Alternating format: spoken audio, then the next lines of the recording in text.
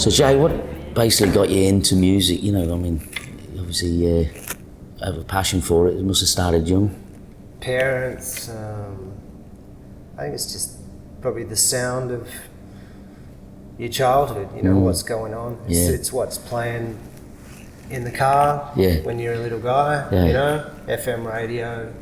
That stuff still comes back to me. Like, I'm making some solo stuff at the moment, and I just realised, like, when I've got no one to compromise with, I start making stuff that's very much, you know, like just about you. Just resonates with me, even though it may not be the coolest thing. But those sounds stick with me, and I think of being in the car with, like, so some of my new stuff, just little bits remind me of, like, you know, like being like 10 and it's like George Harrison's like got my mind set on you. A bit of like Australian pub rock creeping in, and you know, as a result, you know, even when I play stuff now to like some musician friends or something who might be helping out with the record, they're like, you know, geez, you're really going for like the big, like, you know, bombastic, you know, but I'm like, but that's just always stuck with me. Even with the Panics, it was always that thing of, we were like sensitive and we tried to be as poetic as we can and all of that kind of thing, but there was still that thing of like,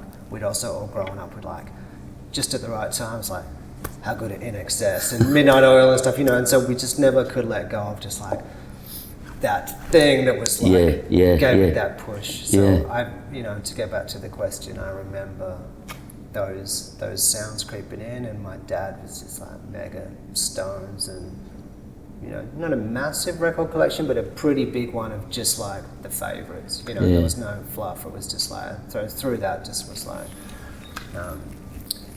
it's all cool. It's nice to be here. I mean, I grew up not far from here, even though I was a hills boy. This is like the first of the foothills, and I've got great memories of always passing through here on an endless run of gigs or art school or whatever I was doing. And like just down the road, the Panics won their first band competition. In Woodbridge, you know. So great memories of that, and just always kind of, it just, now that I haven't lived in Perth for a little while, I mean, I'm always back, but you realise what's unique about it. And sometimes it was just like, it's the visuals, it's the smell, and it was the distance, you know. When I get back, like I did yesterday, you know, the first thing I did was jump in the car and just go driving, because it makes me, it just recharges my batteries in terms of like the particular smell of the hills, the bush, and the rocks, and the what I used to think was like a mishmash of strange houses and architecture and whatever, which it is, but it's also really, really cool. I never thought of Perth as cool when I was growing up. I was like that when I lived away for 10 years over in the east, and come back on holiday, exactly the same thing. It's just the smells. And over there, it's all clay around Brisbane. Sure. So you can't dig a hole, do you know what I mean? And then you come back and just to dig a hole in sand, it's like bliss. Yeah. I mean, if you're into digging holes. I'm just using that as a little sort of example. But, you know, just the smells are the same. It's like the smell of the coastal bushes going up to, say, Dongara. It's got its own smell, and there's just something about coming back to WA when you don't live here. You appreciate more than when you do when you're living here. That's right, but that's fine as well, you know. And last year I put together a project bringing in artists to WA, but that was in the Pilbara. We made an album and we made a documentary and stuff. And it was like, I also realised the draw for me is not Perth City, even though I like the area, but I, you know, it's like, you know, no, it's a West Australian thing. It's a whole. I'm a coastal West Australian person, and there's a massive draw for me that takes me back to an excitement I get with the idea of being anywhere from Albany all the way to Broome. You know what I mean? And so just to get there and touch base with that, and to be in some of these places. But that's an album in itself. Do you know what I mean? Well, it's a whole life. It is. Do you know what I mean? It's a background for a lot of work. I went up to Bouwer Station. First time I went off the grid, and it was absolutely brilliant. Do you know what I mean? And it's just you and nature, and you've got a generator, of course, and your solar kit. But it's just getting back to nature. It is, and maybe in your modern life, you haven't done it since, well, maybe ever, but you're still getting back to it because it's in your blood from thousands of years of being a human being. Exactly. And people, probably, you need to like not fight that urge that we all have, which is like, what do you really want to do with yourself? And I think a lot of us just, the first thing that comes into our mind, which we might not say, is like, I just kind of want to take my shoes off and walk that way. And it's like, I think you need to get to a point in your life where you rectify that and you just take your shoes off and you walk. And exactly. Where do we go? We went up to Seabird, like Moore River. Yeah. And I said to the wife, we're in the car, and I says, I could just keep driving. Yeah. There was something about just putting your foot on that pedal and just don't stop. Yeah. And WA does that. Like when I was in Queensland, I didn't have that urge. Yeah. Because I was in the city, in the in the CBD, and you become not so much a hermit, but you become sort of recluse in that area, and it becomes your life. But I come back here and I bought a van, and as you say, you just want to go bush. It's just absolutely brilliant. Yeah.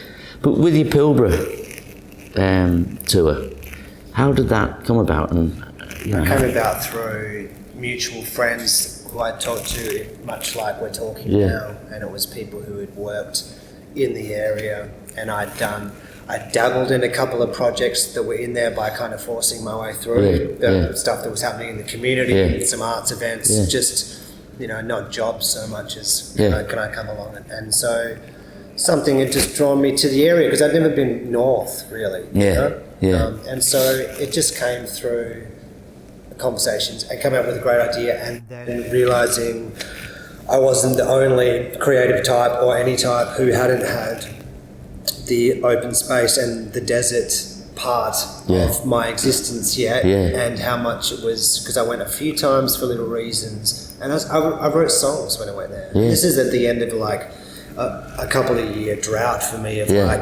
not really having any ideas for whatever reasons you had, and then it was like, I just thought this has a tremendous energy to it, a silent kind of energy, but it's something, and that's strong, and so that exists. I bet if we bring in some other people who are also on that kind of creative for life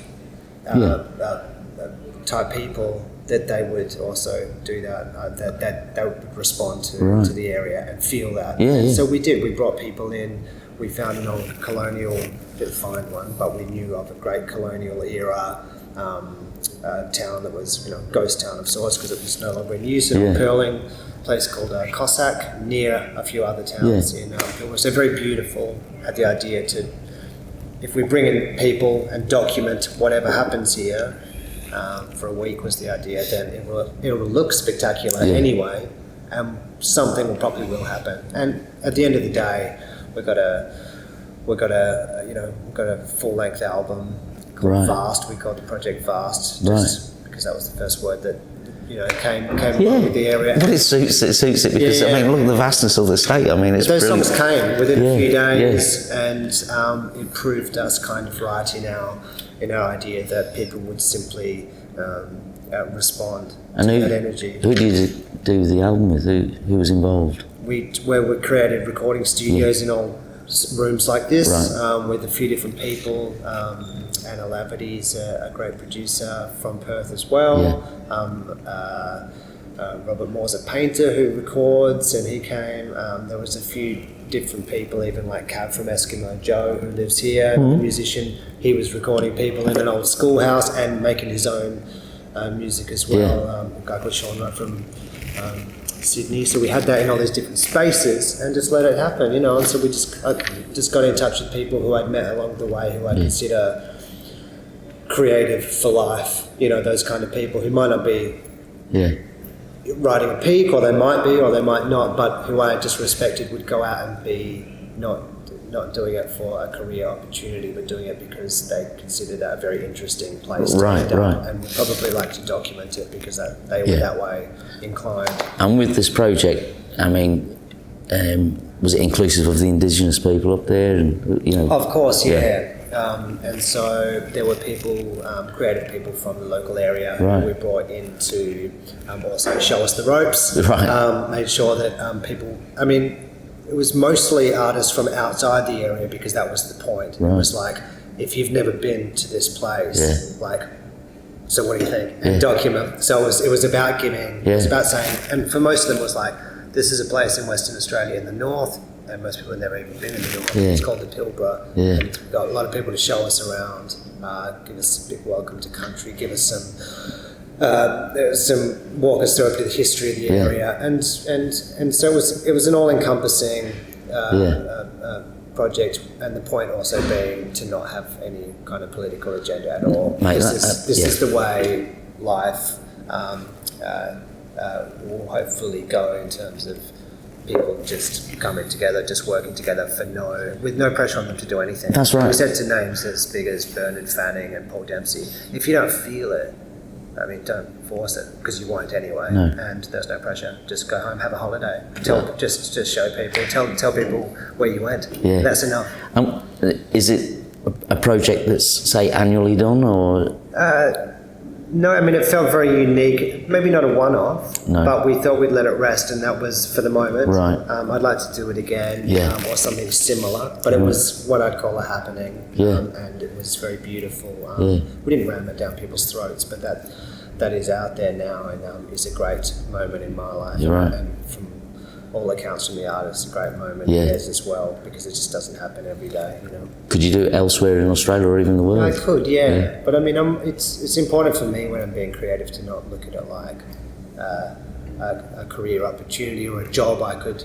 It's more like, what could I give other communities if we took something similar, and would they respond as well? Does it have the perfect visual infrastructure and everything to make it feel like, everyone would, respond in that way. So for now, I went, that is an all-encompassing, amazing project of its own. Then I went back to Melbourne and wrote some songs, and so I'm about to do a solo record, and then I'll like put that. I want to tour again. It's been a little while since I was up on a stage, and so I kind of think in those stages. But the desert is a new thing for me, and it's like I would like that to be a constant for the rest of my life.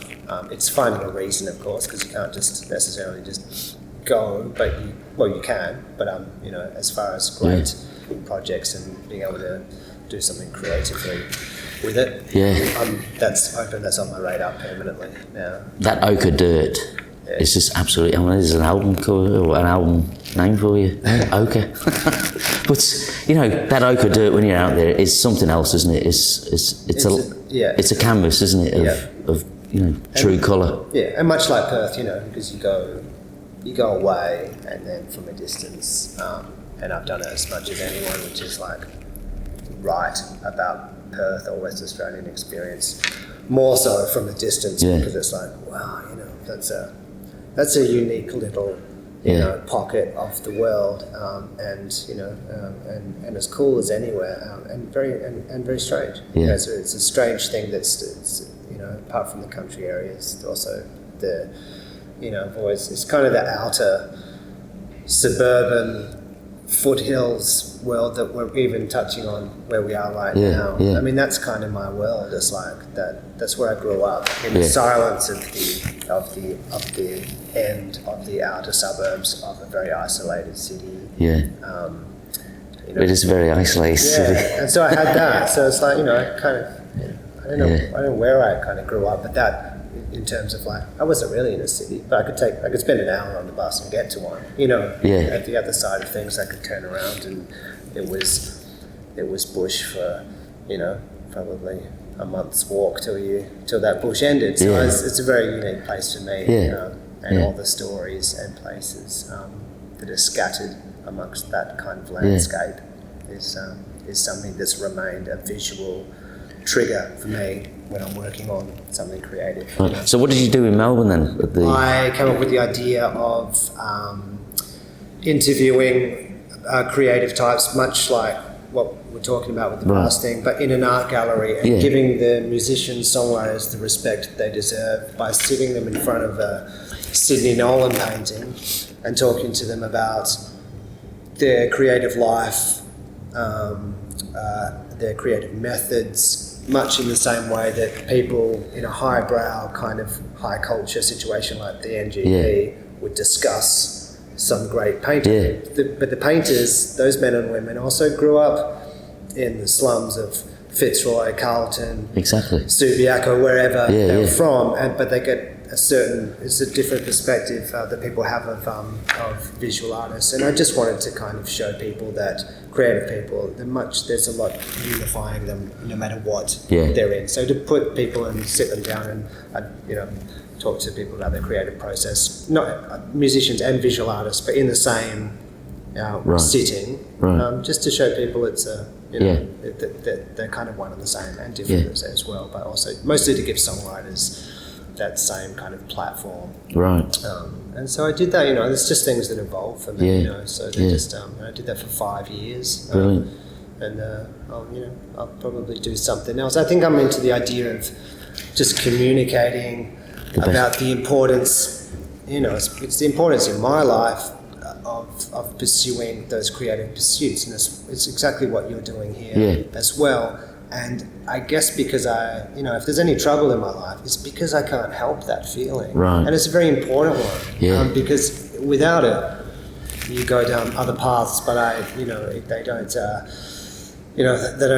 don't get my energy flowing, even though society, can nudge you that way because you have to play a certain game. At the same time, I think I just enjoy the idea that it's our birthright to be here on the land, or living a life which we can just have the time and the ease to document it and share it with one another, because life is short.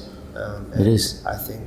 I think it's very important, and part of that is just having that conversation and showing how important it is, so it's not something that's swept to the side in favour of people talking about, now let's move on to more important things, like the tower they're building next door and how much you can buy an apartment for. There's, it's true. So, well, like when I look at people and the diversity of culture, it's the same thing. I look at people from all over the world. We all breathe the same air. We all live on the same planet. And we all want the same things for our kids. And that's to have a great life. And rather than polarising people, I think we've got to, like what you're saying, is go out there and explore. And be inclusive of one another. Share. Doesn't matter if you're a Muslim, you're a Christian, a creative artist, or just a forklift driver. At the end of the day, we're all here to feed ourselves and feed our families, you know what I mean? Part of that is just communicating a lot amongst one another.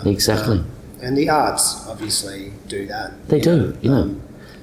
But and pushing equality on all levels. As long as we keep our minds open, you realise that even if it's not this second, everyone struggles. Everybody. I don't mean that in a depressive way. It's just like, it's a giant struggle for all of us, and it's important even when you're having a bumper period where things are really good, to not kind of go, I'm out of here, and it's really about being inclusive and having a lot of empathy for your neighbour and trying to figure out what this thing is called life, that we're all here and what it's about, because as we all know, it's going pretty quick. It is. And we all know as well, when we take a little risk and we dedicate our time to things like making something and sharing it, suddenly you start becoming, you get a feeling that you're being a bit more of yourself. And you get calmer, the energy's better, and you get to pass that on to your kids, and that's more of, like, in a nutshell, that's the lifestyle we need to share as a community, and keep the community feeling together and set that example for the young ones as well. And I think you become, the person you become is basically inbred in you from your upbringing. So if you've got a bad upbringing, you're going to be, possibly not the best person. But there's still, I always believe in good in all people. I try, I don't think all people are bad. But as much as what your upbringing is inside of you, so are those, more you know, more ancient feelings potentially that are in most people, which is to, you know, pursue happiness and find a situation that is calm, has a good energy. And the creative thing, you know, that's not just like a figure of speech. It's kind of in everyone. It really gets you down to there's something in everyone. And I guess it's not just creating, it's contributing, you know, as it's your way of documenting your time on earth, or it's your way of meditation. And it might just be that you just need to cook a hell of a lot and share that with people. That's just a great way of that can be your thing as well. But that's in everyone. And you know, the important thing is just to resist cynical people or becoming one yourself. That's right. You know, and that's a big enough job. Well, I believe everybody's got a story to tell,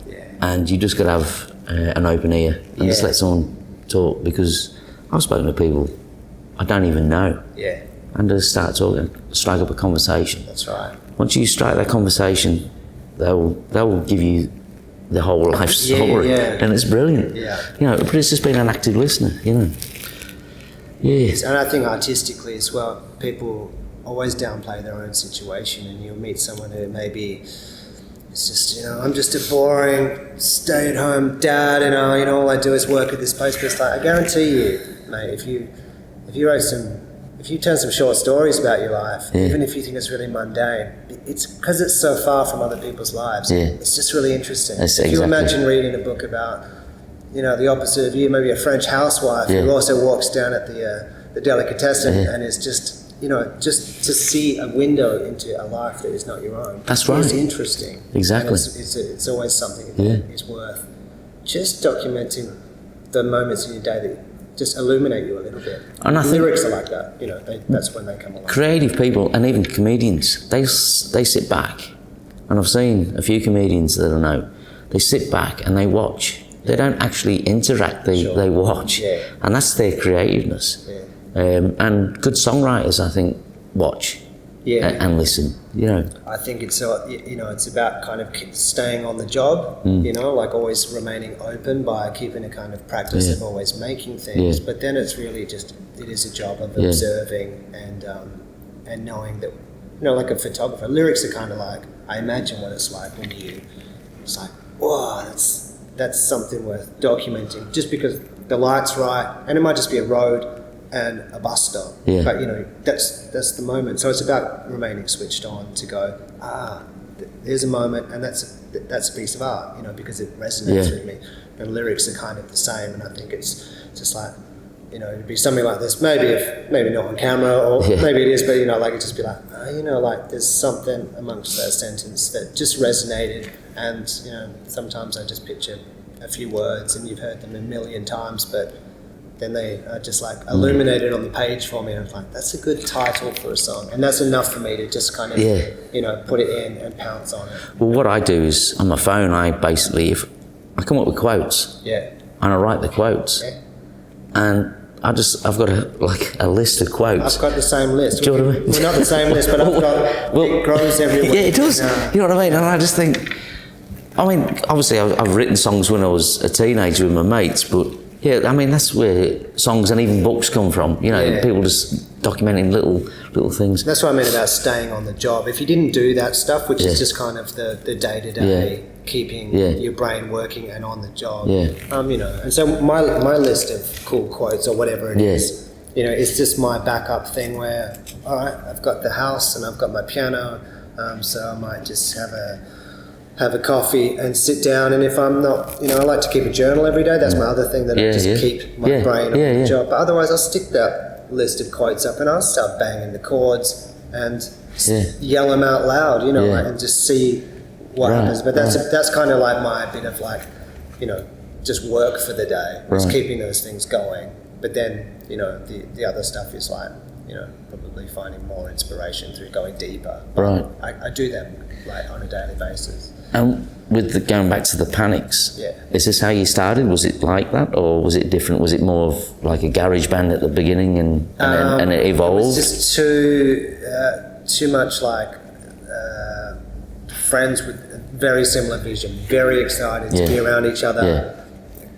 getting each other amped up about the idea of this future we had together, which like, we're going to be out there touring, playing these songs. We're gonna get on the radio. You know, like it's just like he was like, yeah, let's do it. How do we do it? You know, so it's a very, you know, I look back and it's like, man, if I had that group of people right now creating a business with them or opening a store or something, you'd nail it. It's like, you know, I look back and it's just like, oh, it's just that absolute shared vision. School friends, we never talked about much else except for having a good time and girls and the songs and music, you know, and always. And then we lived together in about 5-6 different houses. You know, like that even went as far as Melbourne, where we did a few houses there as well. You know, and it's like we took albums out of those things. You know, we were very much into it. We were very much about not compromising the music by, you know, having backup plans or anything like that, you know, which at times in the future you're like, oh, we could have easily back up, you know, but at the same time, we wouldn't have got to the pinnacles we've had so far without just having a very, you know, solid and focused, you know, existence with the music. You know, we really knew what we wanted to do each time. We'd go hard until it was done, you know. So how did the first album evolve and what inspired you to get that album? First album, I mean, we did a couple of EPs before that, which kind of ended up channeling into the album. I mean, it was just that, they're just, you know, they're the glorious periods where you come straight out of school, where you're used to being given, you know, taking that creative period. A lot of people have that during school, you know, like that's the only time a lot of people make stuff, but we're lucky enough just to kind of keep that going. So I think we just backed ourselves a lot. I just remember at the time, the excitement of just getting out of home and playing all the time, and having a community and a scene, and the relative ease of coming up with ideas with a group of guys, and the personal pride that I'd suddenly been having by going, you know, I keep coming up with words, you know, and so suddenly I had the extra bonus of being like the lyric guy, which is really not, it's the hardest job, you know, it's like, well, not the hardest, but it's the rarest in terms of, you know, you need a bass player, drummer, guitarist, and we're going to need some words for the song. Did you fall into that position, or was it, you know? No, there's no falling. I mean, maybe a slow fall, but it was, you know. Is it what you wanted to do? To be the lyric guy? No, but I mean, I can remember having like band practice in primary school with a couple of guys in the library, even though we didn't have instruments yet, you know, where we'd sit around and write a song about, you know, a skeleton because we were all into Motley Crue or something. Oh, right. You know what I mean? Like way back, but I was still like, well, let's get a song together. And I remember just words, I gravitated towards them. And then it's a very powerful thing moving down a few years where that same process has been refined, and suddenly you and the guys are on the radio nationally. You know? And I remember I was not far from here, up in the hills, when we first got played on Triple J nationally, and of course you're in Perth, so you're kind of the furthest away from all that action. And you know, I was up with Cherry Picker in a plum tree. You know, and it's just like, just remember stepping on the pedal and just taking it way up, you know, high in the sky, and I was just like, you know, just that moment of like, feeling so great to have made something, and just I was just imagining so many guys and girls like me on a piece of machinery somewhere and on a national station, and it was like getting in, and I was just like, wow, that's a purpose, that's a reason to live. Us, you know, it's just like I want more of that. And that led to gigs everywhere. You know, and that was another very exciting thing. So your successful songs, you know, that have been used in the film industry and the television industry, you know, obviously, you know, they help for you, you know, with your success and that, you know. I mean, the Underbelly series, I mean, that song is Underbelly to me. Do you know what I mean? Whenever I hear it, that's all I think. Do you know what I mean?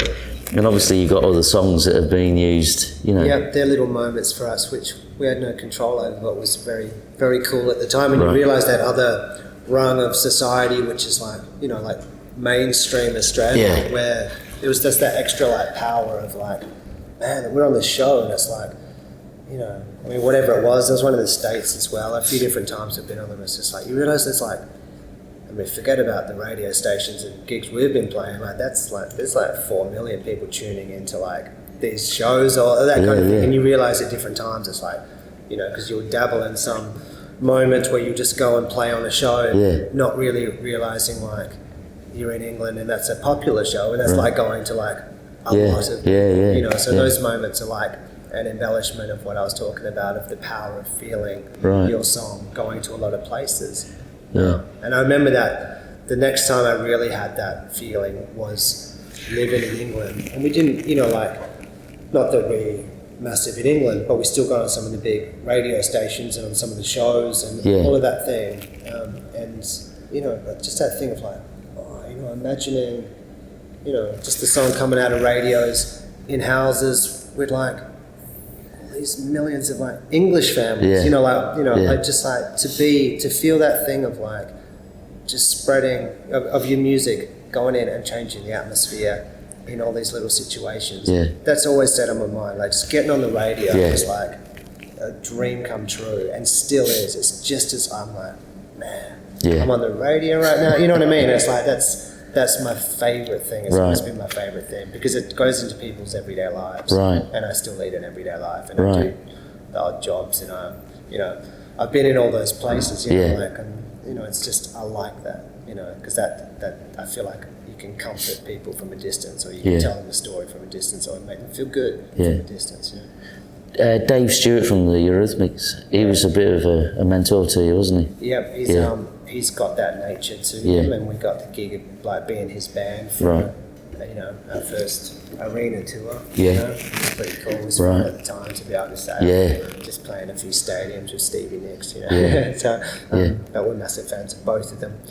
He was really inspiring because it showed you can be, you know, one of the people who have been at the top of the tree globally, and still have a very human interaction with people like us, ourselves. And I know a lot of like famous people be described by their peers as, oh, they're so down to earth. But you know, this is a guy who, on days off on tour, would be like, guys, surprise! I've booked a recording studio. Let's go, like a good one. Let's go jam. You know, so we're in Sydney on a day off. Let's go jam and see what happens. You know, and maybe we can write a song together. And this is taking his time out, playing me snippets. It's like, Jay, I know you love Bob Dylan, you know, let's not tell Bob, but here's some footage on my phone of like, you know, him at my house, you know, like he just had that thing of like being very encouraging, because he worked out, you know, the power of being someone who gives a lot to other people to make them feel good, and help them along on their way. So you know, I feel privileged to meet people along the way that I can still, you know, finishing an album now. I know I'll send Dave a few songs. What do you reckon? So that's nice for me. You know, I like that. It's good to have that sort of rapport with somebody. You know what I mean? Like where you can actually just send them an email or ring them up and. That's right. It also gives you. It's kind of empowering because you can realise like there's a lot of work that people did to get to where they are in the world, but like you.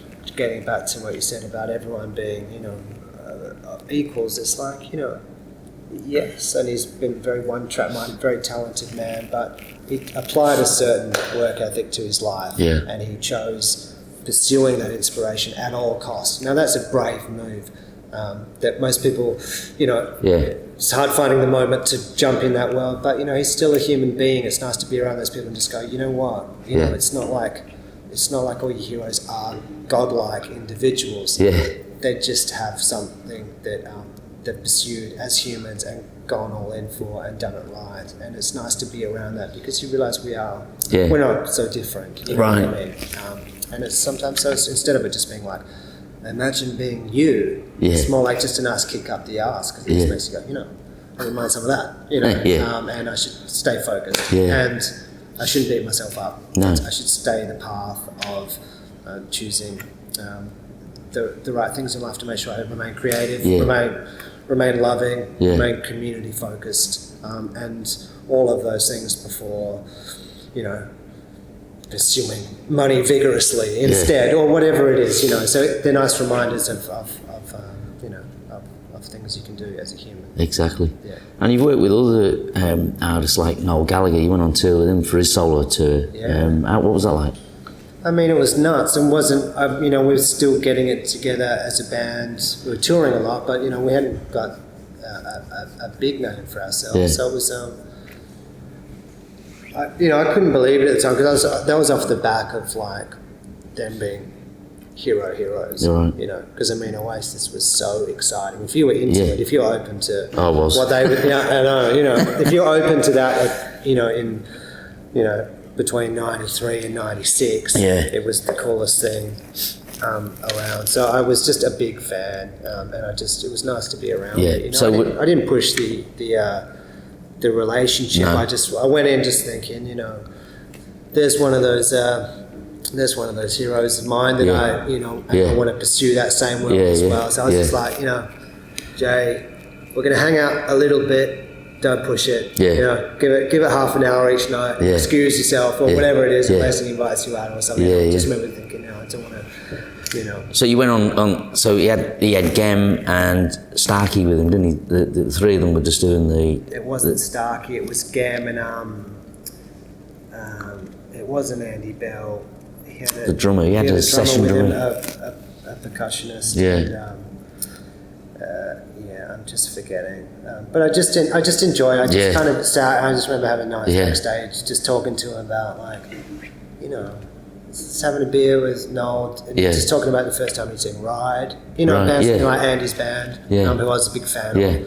And that was just like, they were just great moments, just like going, man, that was the most mega gig. You know, and he's talking about, you know, seeing Ride in Brighton and stuff. So I was just happy to be, once again, just seeing the human side of... Well, he was a roadie as well, wasn't he? Yeah, for a while. Yeah, but I mean, you know, like, that stuff gets, you know, told and retold and retold. But everyone's had a job, you know, most people. But once again, it's just nice to be around the human side of that stuff. And they were just, you know, just theatres, you know, just gigs. And, you know, there's all that noise in the background of this world that he's just come from, which is like, you know, those massive crowds, that hysteria. You know, but it's just another person who'd done great things with music, and that music was particularly resonant for me because it was just like that, like rock and roll, but just the sound and the feeling of just being free or wanting to be free. And that's what I like about it. Some people are like, I get the Oasis thing. I don't, you know, like, what is that? I was like, yeah, you know, I feel you, but that feeling of just like, you know, I'm free. It's like, that's the reason to live. It's so contagious. Fuck you, like, you know what I mean? So, I mean, that's basically because Nirvana were at the same time, you know, and there was a competition between the two of them, you know, but yeah, they were. I saw Oasis 12 months before he come out doing his solo tour, and I think that was, you could sense it was like coming to the end. There was no interaction. It was just like, get out there, do your set and go. But when he come out and he did his solo, it was really personal. I agree. It was like, and it was him. Yeah. Do you know what I mean? And it was a really, really good show. I do. And that comes back to a band probably just not really having a purpose or a message when you saw them. It doesn't matter how big or great you think you are. The songs can only hold you up so much. Exactly. You know what I mean? And it's like, and it's all very well to be like, we have this formula. It's just rock and roll. That's what we do. What we do. Sure. But 20 years of doing that as a bunch of guys who probably don't want to hang out with each other, it's not going to resonate that much with people. So to see that personal side of him was very, very cool.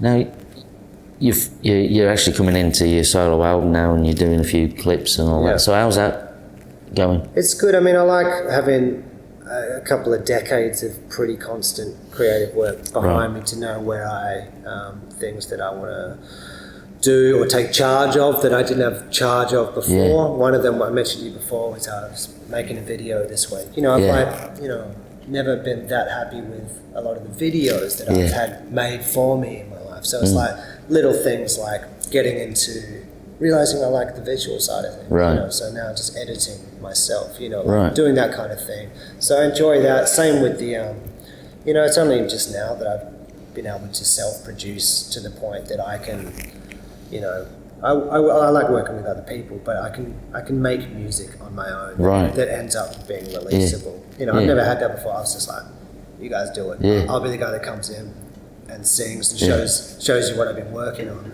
but I was never the tinker away at the, on that. And now I've become more like that. So that's a new bit of the labour that I enjoy. So it's just that I enjoy and I miss band moments and communal purging of songs and the energy that people have to if you get a little tired of what you're doing, that you'd always have someone else go step in and keep it moving.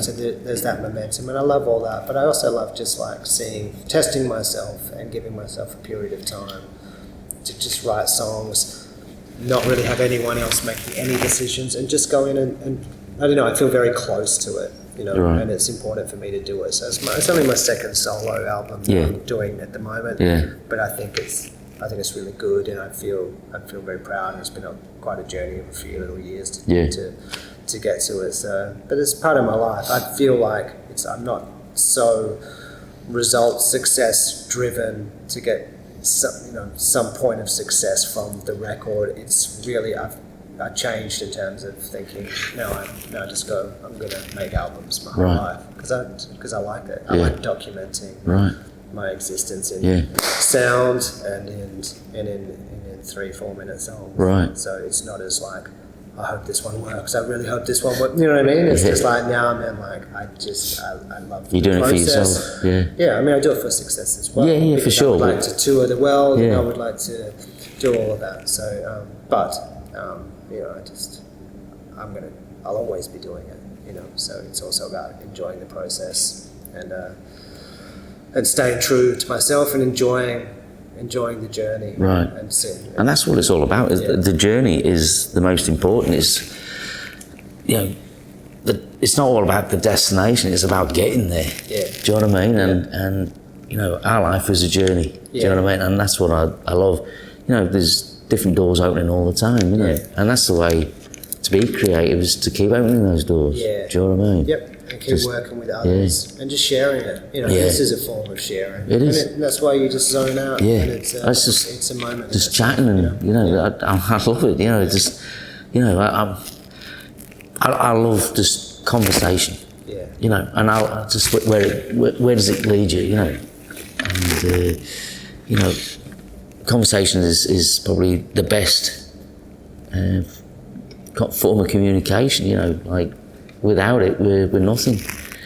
But, with the, you're talking about with the new album, and you want to tour, anything on the horizon with the Panics in the future? Yeah, I think, I like to draw a line in the sand with whatever I'm working on at the moment. So I've got a little bit of organising to do into putting my stuff out, and I'd like to do a few gigs and just focus with a clear head on something new. I mean, the Panics is like a lifelong thing as well. It's more like, it's not something we want to, as 5 people, we've always been big dreamers, and we don't like to think of the Panics as a casual thing. So it's not the kind of thing where we'll be like, should we just get together every 4th Sunday and have a little rehearsal and maybe do a little gig here and there. We're more like, when we've got time, let's put aside this month and make a fantastic album.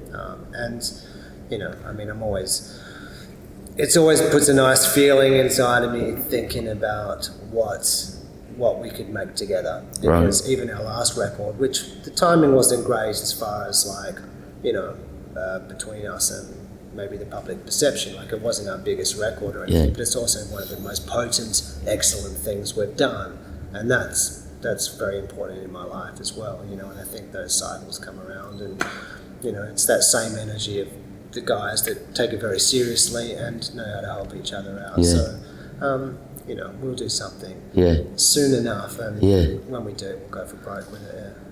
Well, I mean, you've definitely got something there, as a group of 5 people, and obviously they're doing their own solo stuff as well. So, I mean, that can only resonate back into the nucleus of the 5, you know what I mean? Well, it's life experience, it's bringing back, and doing other things gives each you know, like a new confidence, different kinds of confidence that you've got from working with different people in different areas and that kind of thing. I mean, you can't, unless you are permanently successful for like decades on end, then you have to go and do other things, because otherwise you're putting too much responsibility on one little part of, you know, like on a band to give you a full life, or to give you a feeling of success, to give you some money, to whatever, and you can't expect that forever. So you need to go and then turn around and go, all right, some people are having families, some people are, you know, want to fulfill some other thing that was ingrained in them from childhood. Maybe they want to teach them philosophy or something from that needs to be done, you know. So, and then you need to go out there in the world and then reconvening and using that experience to make something cool, if you can. It's unreal. It's just, I mean, you've led a pretty amazing life, you know, and you know, every experience that you had, you've got a value. Do you know what I mean? Because not many people. I always look at, there's always someone worse off than you.